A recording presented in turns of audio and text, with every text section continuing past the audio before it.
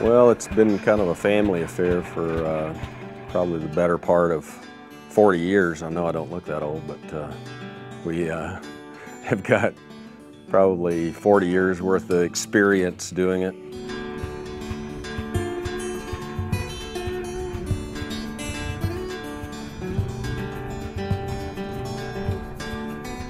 My dad really started it, I guess, with keeping our family Hart Par tractor that my granddad bought new in 1928, probably, or 29. His name was L.E. Bice. Had operated L.E. Bice and son Jen out in Spiegelville since back in the 20s. And he bought this tractor new in 1928 or 29, along with a Red River Special Thrasher, and did custom thrashing around the community and had a cotton gin, did farming in the Spiegelville area for a number of years. He had a binder to go with that tractor, power takeoff on it. The power takeoff's gone off there now, but it used to have a power takeoff on it. And he run that thing, you know, fixed it everywhere he could. They'd hire him to go cut that grain and stack it. And that's what we done. This was the forerunner of the tractor that my granddad bought new. This was actually a 1914 Hart Par tractor, single cylinder. And they redesigned it and came out with a newer model, and that's the one that he bought brand new in 1928 or 29. And what we had that Hart Par, and the thrasher that we still got it there at Spiegelville at home. We got it out in the field, but we still own it. We're gonna redo it one of these days and have that tractor with it. And anything that we tell about it, it's the truth, you know.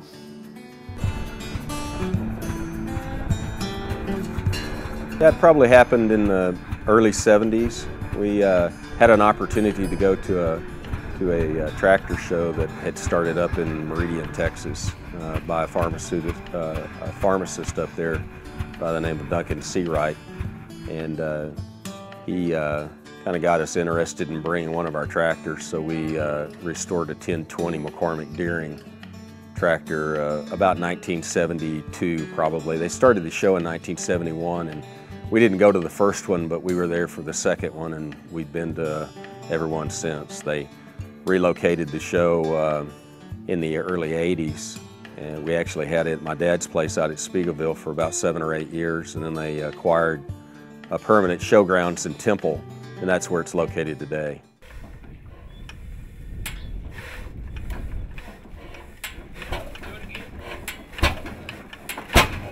In terms of actually completely restoring a tractor, it's probably a 2 to 3 year process because we don't work on it full time. So a lot of times it just depends on, you got to have a deadline. That's what we've always found, that if you got a deadline, well, you get motivated and you try to get something ready for a show. So a lot of times that'll help move the process along. There's a good network of collectors, and so we all seem to help each other, especially when we're looking for a particular part that may not be available any longer. And so a lot of times we'll have patterns made and parts cast, and kind of put the word around the hobby that, hey, we may have some magneto brackets for a particular tractor or something that we're going to have cast, and find out how many people might be interested and maybe cast a couple extra. And so it's kind of a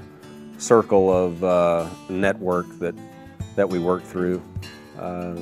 Oftentimes it's just a matter of having the time and the resources to get them back in running order and paint it up.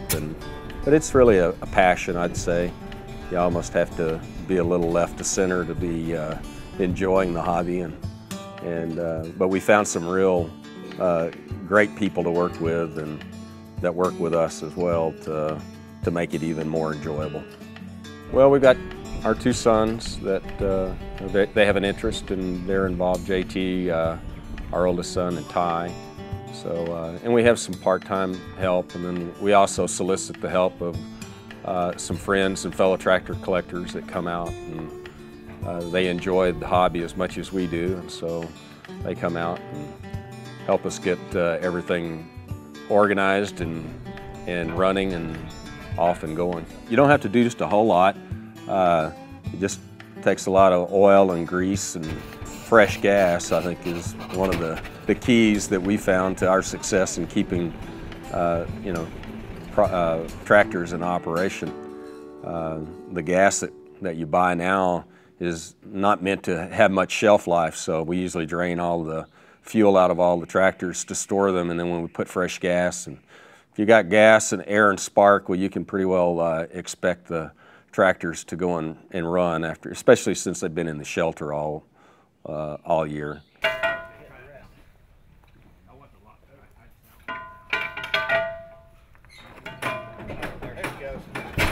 Everyone's a little different, and every one of them's got a little different personality and little idiosyncrasies, but this one behind us is actually doesn't have a starter or crank on it. You use this flywheel, put your foot and your excuse me, your hand in the flywheel to crank it.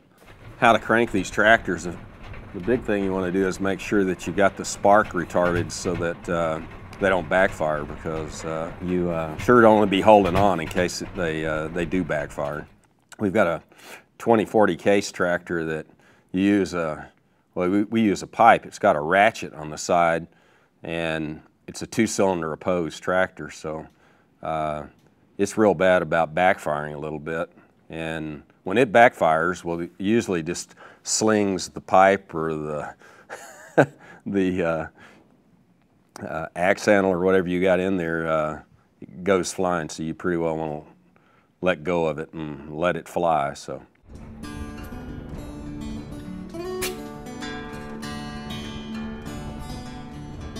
They're heavy duty, that's for sure. These tractors weren't probably as efficient because of the weight. The one that's back over in the corner is our biggest tractor. It weighs 26,000 pounds.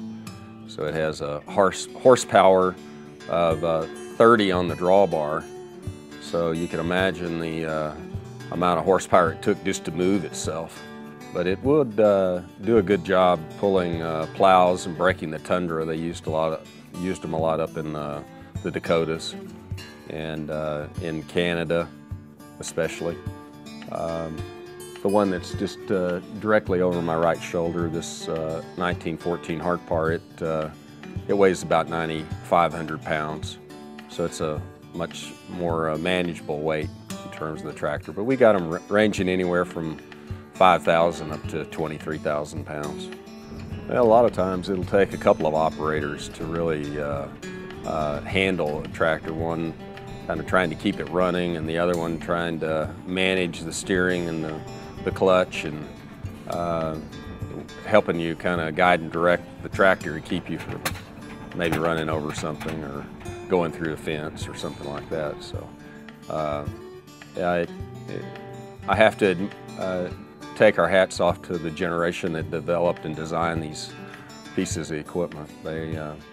There were hundreds of tractor companies that were in business in the 20s and 30s, and a lot of them went bankrupt. They all had a special idea and a different concept to do the same thing, and that was really to transfer power from a power unit to make it a traction engine and actually be able to pull a plow or other than just the tractor itself. So most often they were used for belt work though.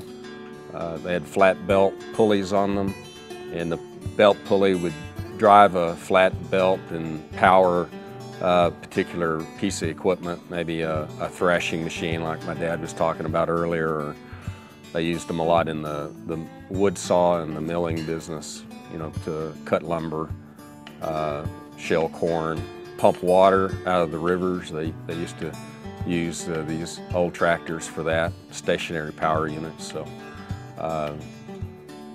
like I said earlier, they weren't very efficient at first because of the weight and the size, and they started doing a better job developing smaller, lighter weight tractors with higher horsepower, more efficient.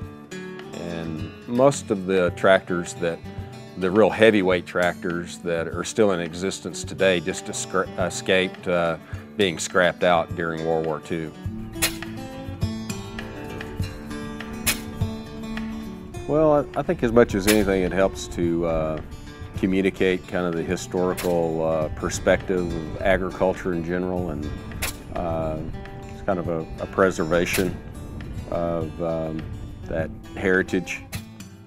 So I think the biggest thrill is just going out and hunting hunting the tractors themselves to begin with, and then hunting the parts and talking to the different people that can help you along the way to get it back going, and then to first hear it run after it had been probably quieted for 60 or more years. It's always gratifying, and put a lot of work and sweat equity into these things, and it pays off when you twist the crank and it fires off and runs for the first time. So I've enjoyed my life with the tractor. I sure have.